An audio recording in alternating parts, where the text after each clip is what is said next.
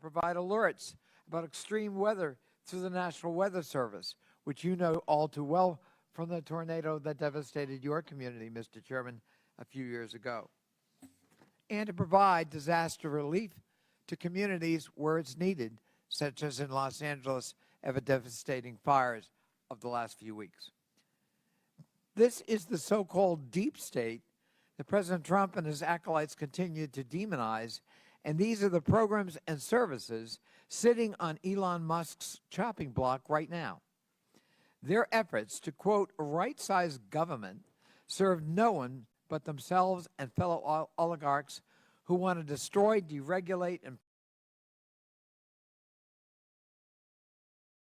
Americans to foot the bill with not only their paychecks, but even potentially their well-being and their lives.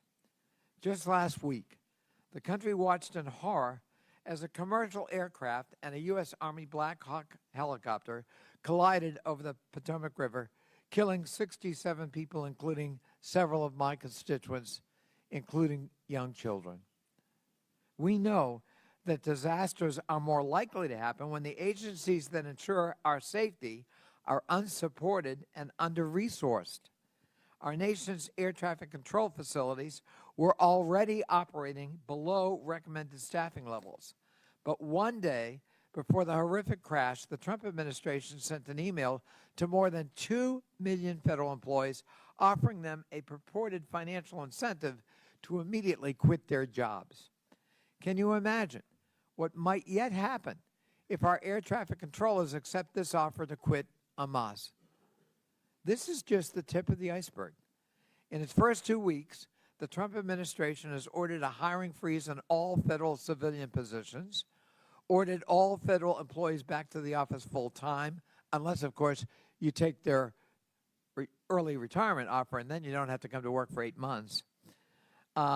Paved the way to purge more than 100,000 nonpartisan career civil servants and replace them with political loyalists, and wage war on our nation's commitment to civil rights by eviscerating diversity, equity, and inclusion programs.